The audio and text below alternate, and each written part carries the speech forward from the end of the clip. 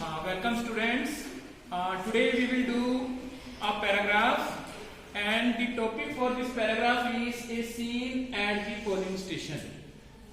This paragraph is very important for coming Haryana board exams because recently in Haryana elections were held for local bodies as well as for panchayat.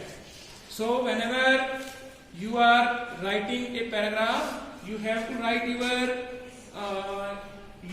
your matter in a very organized manner. There should be a single paragraph.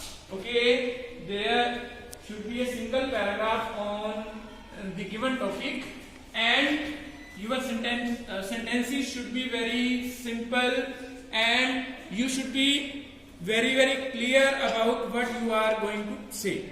Okay, in the beginning you have to write some sentences on introduction of the topic, and later on you have to develop your sentences logically. So let's start this paragraph. A scene at the polling station. In India, elections hold a very important place.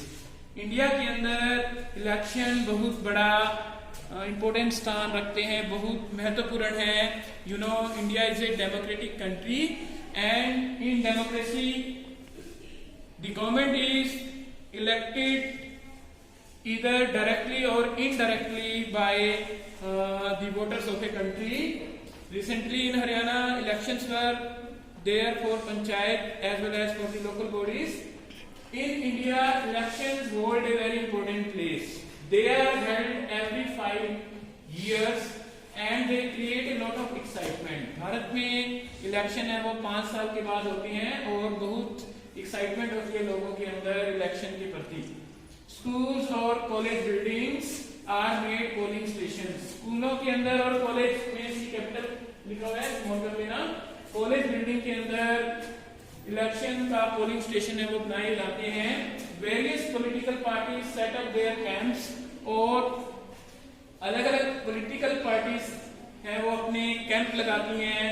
Voters come on foot, in rickshaws, on scooter and even in cars. और voter हैं वो अपना मतदान करने के लिए पैदल भी आते हैं, रिक्शा पर आते हैं, स्कूटर्स पर आते हैं, कार्स के अंदर आते हैं. There is a lot of excitement all around, और चारों तरफ काफी ज्यादा एक्साइटमेंट होती है. ओके, इलेक्शन से पहले और इलेक्शन वाले दिन खास तौर पे. Workers in the camp issue identity chits to the voters. और जो आपके पार्टीज के लोग होते हैं, ठीक है, जो बीएलओ होता है वो वोटर स्लिप जारी करके रखता है पहले ही वोटर्स को. With these chits the voter enter the polling booth. और इन चिट्स के साथ कोई भी वोटर होता है who is above 18 years age, वो मतदान केंद्र पर आता है. The election officer sits on one side, और पोलिंग बूथ के अंदर इलेक्शन ऑफिसर, जो पोलिंग ऑफिसर होते हैं, पीओ बोलते हैं उनको, वो एक साइड पर बैठे होते हैं. They are 3 or 4 assistant to help him, और उनमें से एक प्रिजाइडिंग ऑफिसर होता है और 3 या 4 लोग और उसकी हेल्प के लिए होते हैं. The election agents of different candidates are also there, और एक तरफ इलेक्शन एजेंट अलग अलग कैंडिडेट्स के बैठे होते हैं.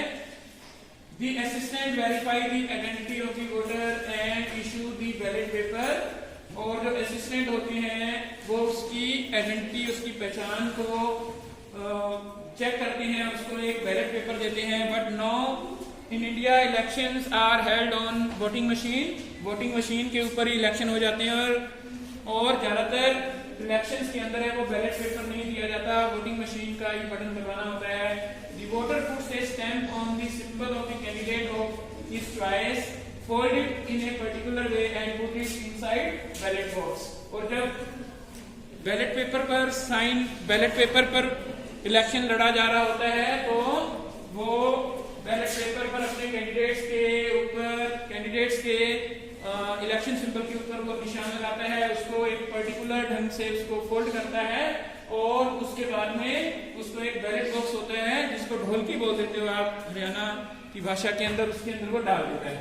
Sometimes the identity of the voter is challenged, और कई बार जो वोटर की आइडेंटिटी है उसको चैलेंज भी कर देते हैं. And the parties come to grow, और उनके अंदर झगड़ा भी हो जाता है। The police has to intervene at the stage, और जिस वक्त फिर पुलिस है वो काम के अंदर दखलंदाजी देती है। Also sometimes the election is stopped and repolling is ordered. Okay, कई बार इलेक्शन को बीच में भी रोकना पड़ता है और कई बार रीपोलिंग भी ऑर्डर की जाती है। तो student, this is a paragraph on a scene at the polling station.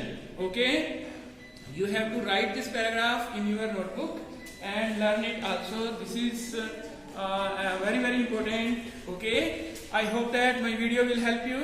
If you like my video, share it with your friends and have a nice day.